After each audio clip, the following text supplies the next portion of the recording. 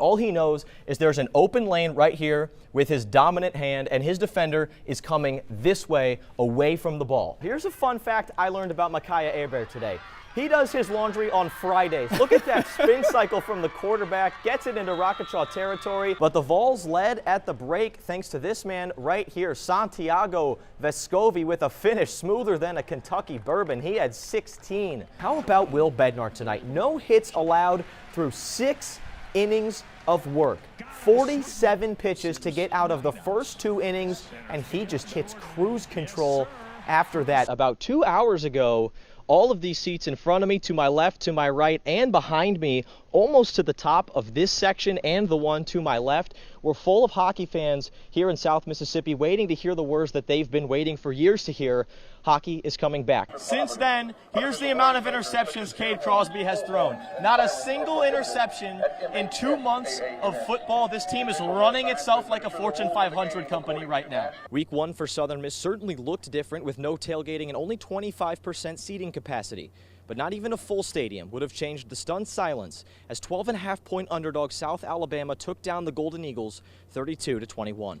Standing on those sidelines was a moment that I will simply never forget. The way they did it, they got a flag down inside the red zone. They converted a 4th down, and then again they scored. With 2 seconds left in the game, they needed a touchdown, and they got it, and the play itself was spectacular. The Pearl River women's volleyball team was the first junior college program of its kind in Mississippi and is the youngest active program at PRCC. With an astounding record of 22-3 so far this season, the Wildcats are already making their presence felt nationwide with loads of roots from right here in South Mississippi. In 2019, the Pearl River volleyball program played its first official season. Just 3 years later, and the Wildcats are on the short list of the country's top teams. Led by 8 South Mississippi products, Pearl River earned its first ever national ranking earlier this week. So Monday, like right at 2 o'clock, we started checking, and I wasn't with them, so I just sent it to them in our group message, and they were so excited. Oh, it was so awesome. Yeah, I was so excited. We worked so hard to get that. We did. It's surreal. It's like one of the greatest feelings I've felt in a while. Head coach Haley Chatham has been with the program since day one, but with some of her players for much longer. Before becoming Pearl River's first head coach, she won a pair of state titles at Van Cleve alongside 4 current Wildcats. I've had a relationship with these girls, and they came in, most of them kind of knowing what to expect and knowing the standard they were going to be held to, and they just reached it. Like, it's been so nice to have her like with me throughout my whole time. It's more than I could have imagined. From high school to now, it's like more comfortable. It's an easy fit. Like, you just fall in and you already know how everything's going to work. Having familiar faces in your locker room is a bond difficult to replicate. It's meant a lot to me. I'm glad to have her by my side. She's a freaking great teammate, awesome on the court. It's relieving to know that she's out there with me. But the connection that starts with Coast natives spreads to each and every member of the team, whose hometowns stretch from west of New Orleans all the way to the eastern coast of Florida. They've definitely left like a lasting impression on my life, and I think this program is amazing, and I'm very grateful to be a part of it. It's been a steady climb for the Wildcats, who nearly doubled their first-year win total in their second season. But in the monumental third season, it's that unique bond that's helped propel them into unprecedented heights. This group, they decided to really take care of each other, play for each other, lift each other up. You know, if somebody's having a bad day or is down, they give them lots of grace. That has been the difference maker this year. With the whole team, they've just made the decision that we're going to do whatever it takes, and we're going to do it for each other.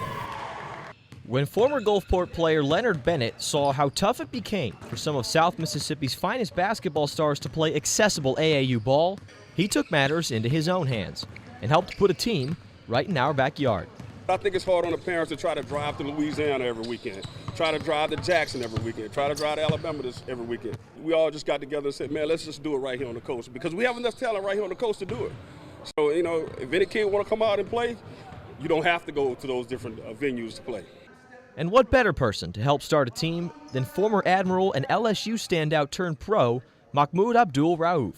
Known during his high school days as Chris Jackson, whenever Rauf can find time, he comes back to his roots as a part-time assistant to help the community that helped him years ago. The goal in life is to find your gift, and the purpose in life is to give it away. A lot has been given to me throughout the years, people that are from this area as people not in this area. So giving back is just a priority. The team season begins in March, just weeks after the high school season concludes. For the players, it's a chance to play as one as Mississippians, just days removed from being opponents. But like in the end, we just come together, go play against other people in different states that they say are better than us, and we beat them. So now we can say we actually better than them because y'all let little old Mississippi that ain't nobody beat y'all. So it just feels good. And for the coaches, helping develop elite basketball players is only part of the grand vision. And the game itself is more than just a game. We try to mold young men first and actually get these kids that could actually play Division I basketball or Division II basketball, NAIA basketball, is to go to school for free. That's our ultimate goal, to mold young men and get them in school.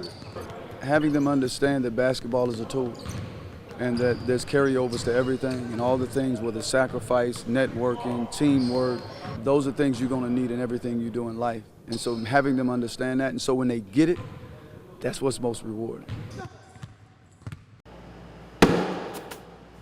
McHenry's Tyler Cobb was playing baseball at Mississippi Gulf Coast just a couple of years ago before he found a new passion of his, cornhole. We got started pretty much just like everybody else. We just kind of threw in the backyard or at get-togethers, and then we just kind of were like, we're pretty good. And we found out that there was tournaments, like real cornhole tournaments, so we started going to them, and it just kind of took off from there. It wasn't long until Tyler turned his passion into a career. At just 21 years old, he's officially a member of the American Cornhole League.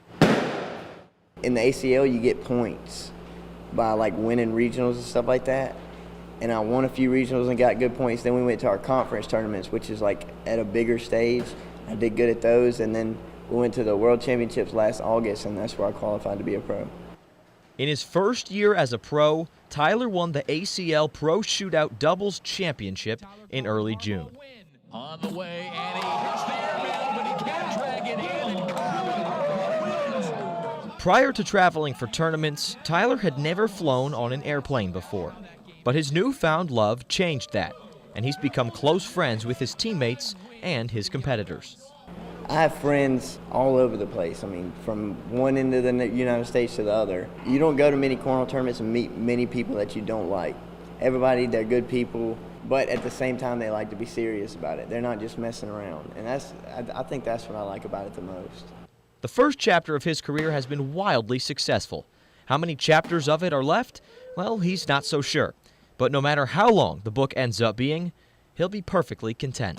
I'll take it as far as it'll take me, but I'm going to ride it as long as I can. If it takes me my whole life, if it don't, just keep playing, keep trying to win, and if I keep winning, I'll keep playing. If I stop winning, I'll stop, I guess.